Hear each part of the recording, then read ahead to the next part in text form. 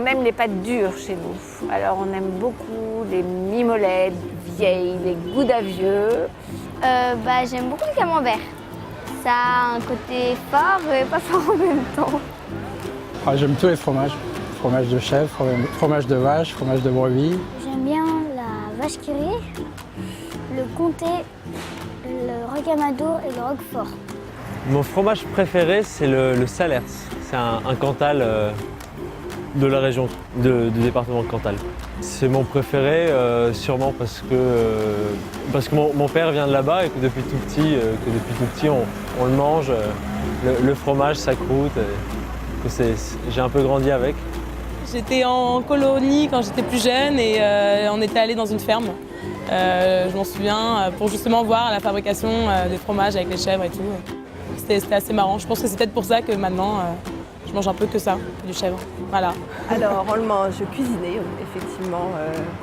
Cuisiné, gratiné. On fait beaucoup de salades par exemple avec des concombres, de la feta ou avec de la mozzarella. Ou du parmesan, mais beaucoup de parmesan dans les salades aussi. Je le mange avec du pain et j'aime bien aussi avec la confiture, c'est pas mal.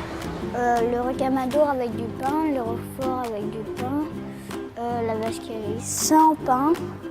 Pour moi, le moment du fromage fait partie intégrante d'un repas. Un repas sans fromage, en tout cas un repas convivial sans fromage, pour moi il manque quelque chose.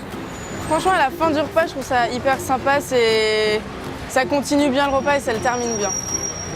Dans la famille en général. Je préfère le manger au repas du soir, juste avant le dessert. Je pense que c'est assez typique des Français, non, de le manger à la fin du repas, après le plat principal, juste avant le moment du dessert, quoi. Ça se partage à plusieurs, autour d'un brunch ou juste d'un apéritif dînatoire. Il y aura forcément...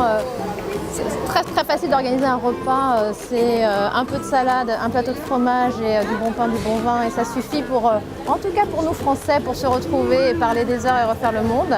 Donc énormément de convivialité autour du fromage. Et puis je pense vraiment que c'est culturel. Je pense que c'est surtout une exception culturelle française. Qu'on a beaucoup de chance d'avoir autant de variétés de fromages en France.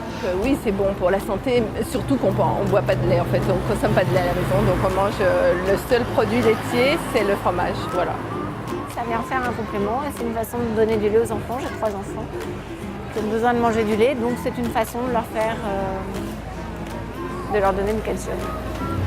Je trouve que c'est beau le fromage.